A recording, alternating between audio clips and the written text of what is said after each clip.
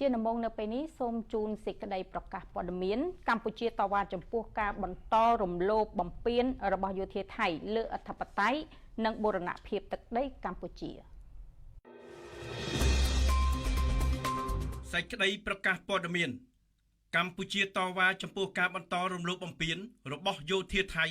លើអធិបតេយ្យនិងបូរណភាពទឹកដីកម្ពុជារាជរដ្ឋាភិបាលកម្ពុជាសូមធ្វើការតវ៉ាជាផ្លូវការចំពោះការបន្តរំលោភបំពានរបស់ថៃមកលើអធិបតេយ្យនិងបូរណភាពទឹកដីរបស់កម្ពុជានៅតាមបណ្ដោយព្រំដែននៅចន្លោះថ្ងៃទី13ដល់ថ្ងៃទី15ខែកក្កដាឆ្នាំ2026កងកម្លាំងប្រដាប់អាវុធថៃបានធ្វើសកម្មភាពឈូសឆាយដីធ្វើផ្លូវថ្មីនៅចន្លោះបង្គោលព្រំដែនលេខ8និងលេខ9ក្នុងតំបន់តាទុំស្រុកអន្លង់វែងខេត្តឧត្តរមានជ័យដែលរំលោភចូលជ្រៅទៅក្នុងទឹកដីកម្ពុជាការរំលោភបំពានបន្ថែមទៀតបានកើតឡើងនៅចន្លោះថ្ងៃទី15ដល់ថ្ងៃទី19ខែកក្កដាឆ្នាំ2026ដោយកងកម្លាំងប្រដាប់អាវុធថៃបានបន្តធ្វើសកម្មភាពឈូសឆាយដីធ្វើផ្លូវនិងរាជបន្លាលួសនៅចន្លោះបង្គោលព្រំដែនលេខ19និងលេខ20ក្នុងតំបន់ជប់ដើមខ្នោសង្កាត់កូនគ្រៀលក្រុងសំរោងខេត្តឧត្តរមានជ័យ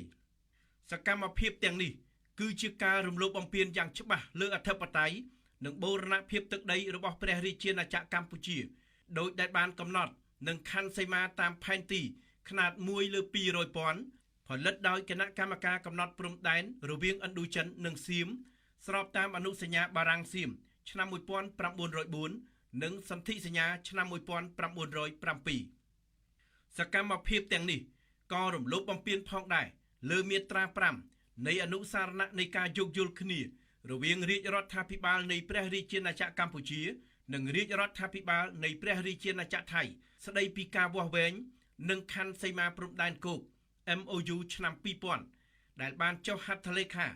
នៅថ្ងៃទី14ខែមិថុនាឆ្នាំ2000ព្រមទាំងបំពេញលើចំណុចទី1វិធានការកាត់បន្ថយភាពតានតឹងនៃសេចក្តីប្រកាសរួមនៃកិច្ចប្រជុំពិសេសលើកទី3របស់គណៈកម្មាធិការព្រំដែនទូទៅ GBC ចុះថ្ងៃទី27ខែធ្នូឆ្នាំ2025ដែលភាគីទាំងពីរបានព្រមព្រៀងគ្នាប្រគល់ជូនគណៈកម្មការចម្រុះខណ្ឌសីមាព្រំដែនគោក JBC